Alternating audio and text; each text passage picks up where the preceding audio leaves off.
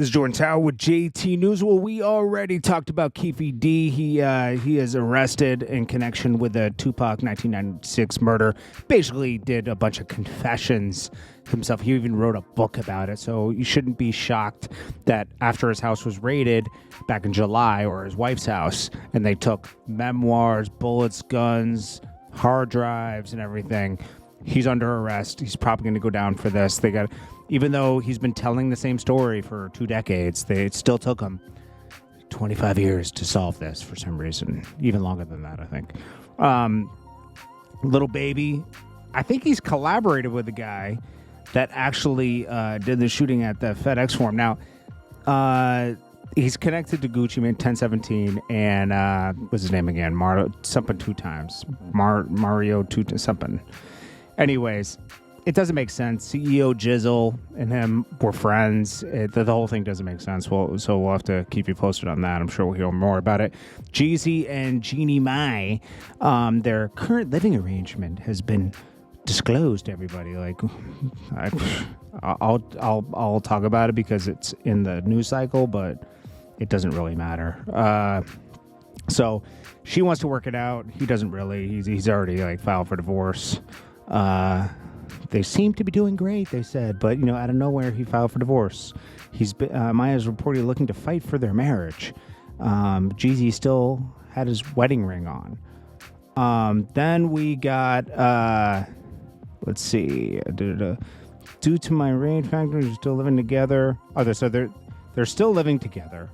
And they want to prioritize their daughter. However, let's see, Jeannie Mai's interactions around their home, they have remained fairly minimal, blah, blah, blah. Who cares? Okay. Next, Bow Wow versus Jermaine Dupri. Basically, that diss he was doing just the other day is obviously aimed at Jermaine Dupri because Jermaine Dupri's father is now taking Bow Wow to court over the Scream Tour trademark infringement. So there's something deep going on with these two. We'll keep you posted on that. And lastly, we'll talk about Meek Mill and Rick Ross. So they brokered a deal with a company called Gamma, I think. Okay, so Rick Ross and Meek Mill, they're definitely doing a joint project, like I assumed. Because I saw him shooting 2 other videos besides the one they just released for Kobe and Shaq, Shaq and Kobe, right? Which is dope.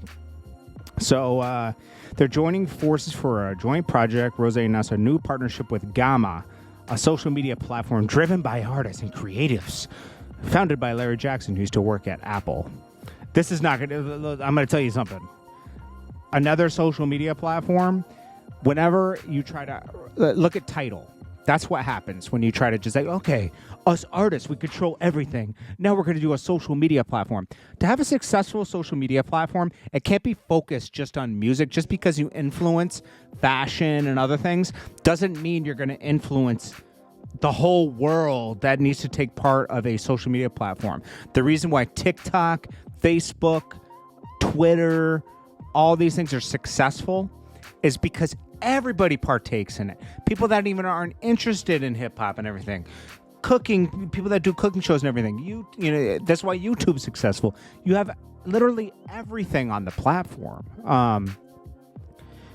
It's just imagine it's like having a streaming service just for rap music, It's dumb, So anyways, they're going to give it a go with Gamma, so we'll see what happens.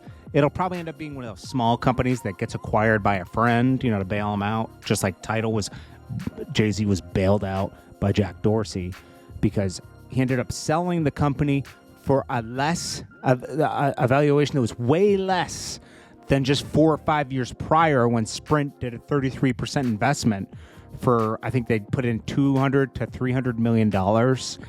I think he ended up selling it for $300 million, or somewhere on the figures. It's somewhere in that realm. They didn't make much money. I think it just made some people whole. Obviously not Sprint, but anyways, he embarked on a journey as an independent artist. His new partnership with Gamma, blah, blah, to spearhead the project. Blah, blah. So, in a statement, Jackson explained that Rick Ross is the perfect candidate to help amplify Gamma. We couldn't be happier to formalize our relationship and welcome him to Gamma, family and propel trajectory. of an already well-established empire.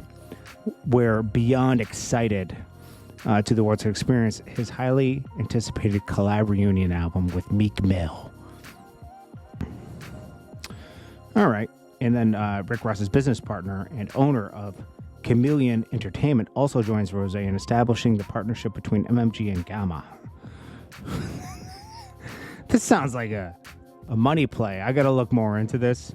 If it's just to like help artists put out albums and stuff, okay. But if they're actually trying to do a social media platform, I think it's a big mistake. But Rick Ross, get your money. Meek Mill, get your money, because I'm sure they paid him handsomely for a project. Gunna reveals his weight loss secrets.